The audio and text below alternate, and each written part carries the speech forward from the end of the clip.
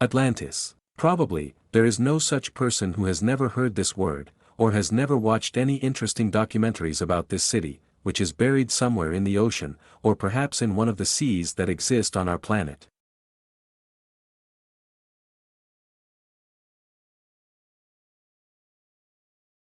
But we still haven't found it. Well, let's say even archaeologists, or found it, but they don't show us. And today I will tell you about those cities that have been found and are still being found, even in our time, and not 200 or 300 years ago. But just recently. Well, let's get started. The first city on our list is Heraklion. Maybe I'm putting the stress wrong, maybe Tonis, but he is in Egypt and was found quite recently, at the beginning of the 21st century. At the same time, the city was known for a long time exclusively from ancient descriptions, in particular, by the Greek historian Herodotus. During its existence, the city was located on the shores of the Mediterranean Sea and was the most important port of ancient Egypt. It was only 25 kilometers from Alexandria. By the way, the name of the specified city for the reason that the Greeks and Egyptians called the city differently. The first, by Heraklion, the second, by Tonis. The city was discovered by underwater archaeologist Frank Goddio in the 2000th year, who together with a team of colleagues for many years studied underwater ruins. He was going to make maps of the city, but instead found part of the main city temple and hundreds of sunken ships, giant statues, pottery, money and jewelry. For a long time, the city was considered mythical and there may be a huge number of artifacts, including ancient Egyptian ships. By the way, the legendary Queen of Egypt Cleopatra was also crowned there. After that, many of these finds rose from the bottom to be transferred to museum collections. Many scientists agree that this city sank in the middle of the 8th century. The exact causes of the disaster have not yet been found, but there is an assumption that there was a major earthquake caused by a tsunami. I think that in the future there will remain, let's say, the reason that the earthquake sank the city, because no one will bother and come up with something else. Plus, everything I think has been raised has been shared. 80 where it is necessary, somewhere so that no one sees it. 20, which can be shown, well, let's say, to us, the audience. Some dishes, some appliances there for food, perhaps, some tools for some artisans.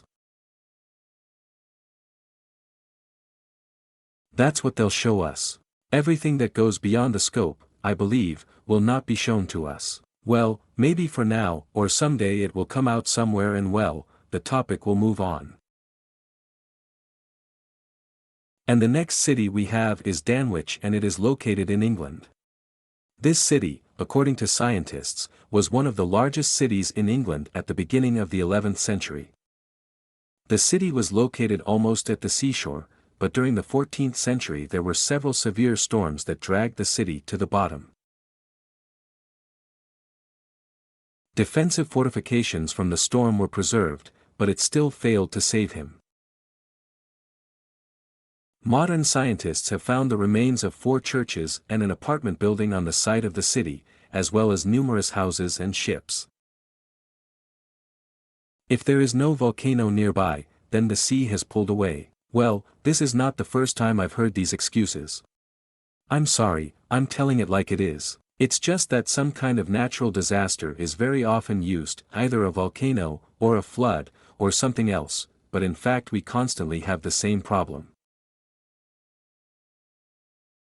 That is, we are told that something has happened, but when they are also not sure, sometimes they just add the 13th, 14th century, 16th century there. Here, well, most people believe it. So now I am amazed with such a profession as an archaeologist. What was it needed for? In order to dig everything out. Why does no one ask the question, why is everything filled up or flooded? But everyone digs up together, finds some kind of mosaic, a coin and starts, oh, rejoice, oh, class, we found it. And the reason and why no one wants to find out for some reason.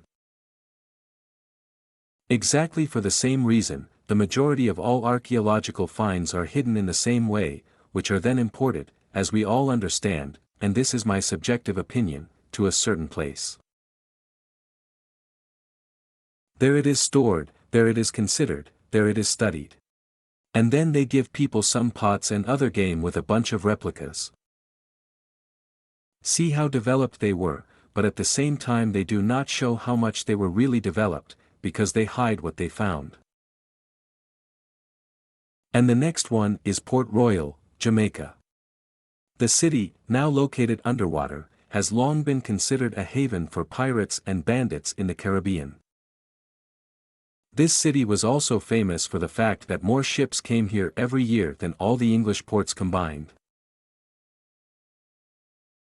By the way, there were a lot of brothels, vagabonds and mountain houses and various kinds of eateries in the city. But on the 7th of June, 1692, everything came to an end. A powerful earthquake occurred here, which caused catastrophic destruction. In just a few minutes, more than half of the city was submerged in the water along with the residents. Then there were geysers and tsunamis. In total, 5,000 people died, half of them at the hands of looters who looted the surviving structure.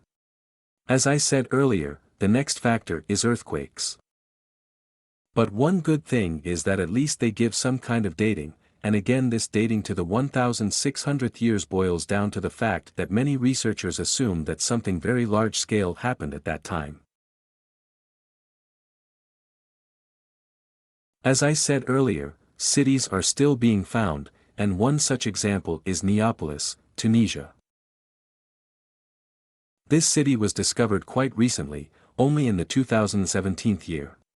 There are still monuments, streets and even vessels in which garum sauce, traditional for local latitudes, was made.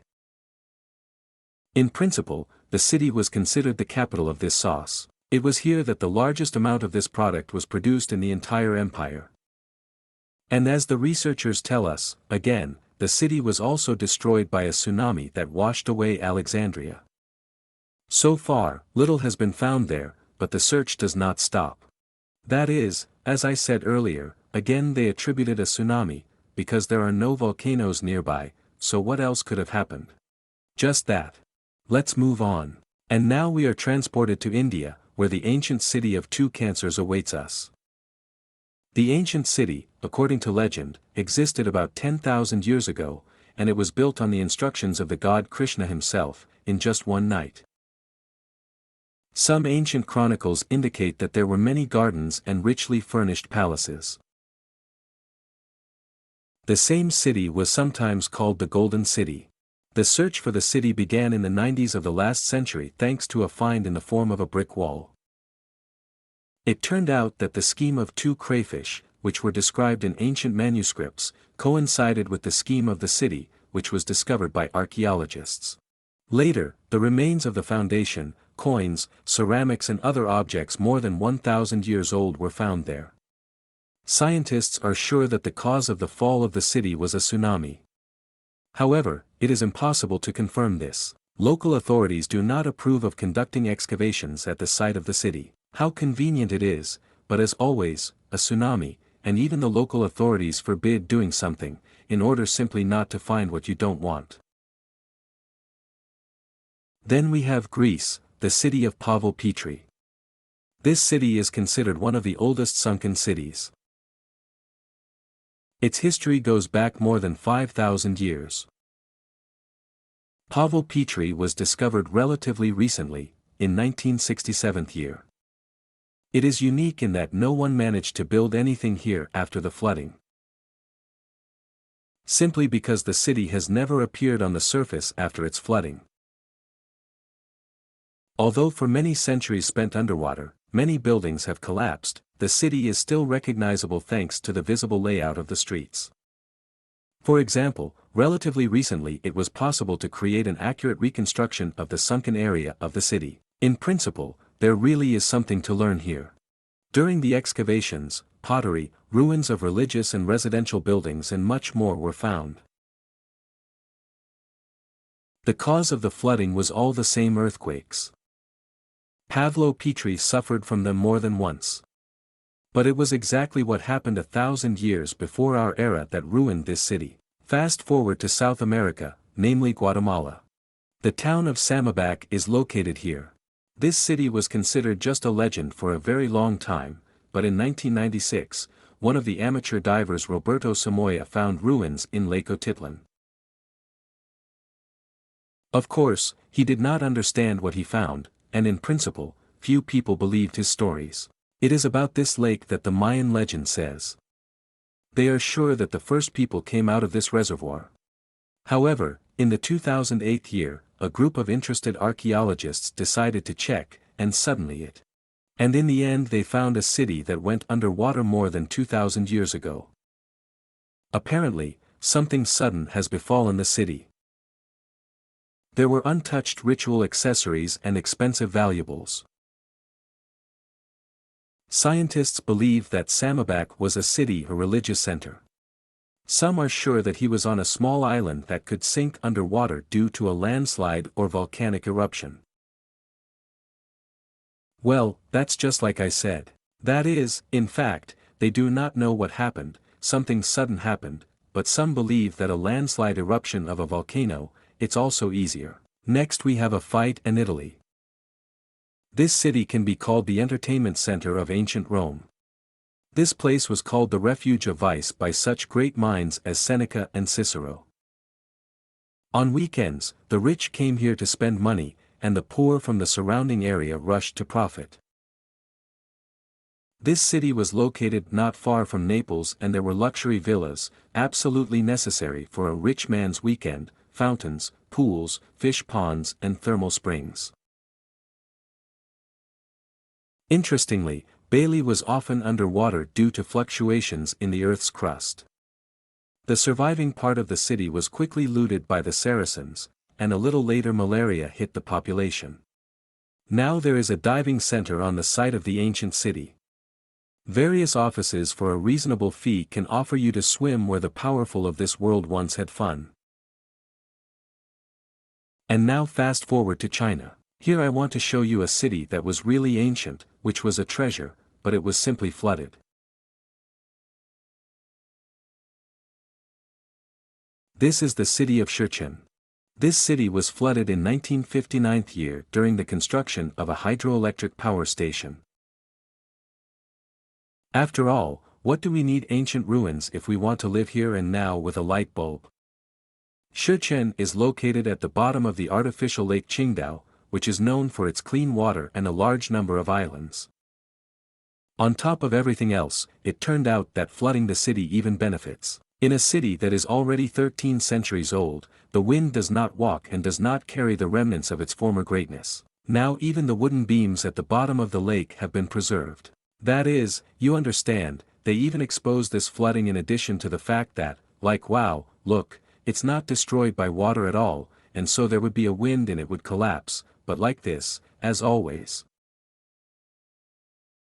As in Italy, you can also go diving here.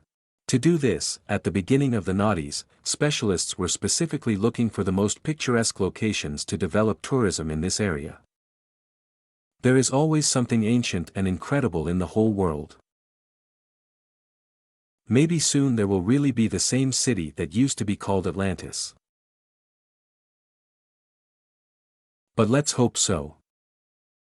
And someday the truth will be revealed, why, for example, this Chinese city was flooded, although there are so many relics, so many interesting things, and it was taken and flooded. And now they say that water preserves better than air. And that's it. I say goodbye to you, dear viewers, until the new videos.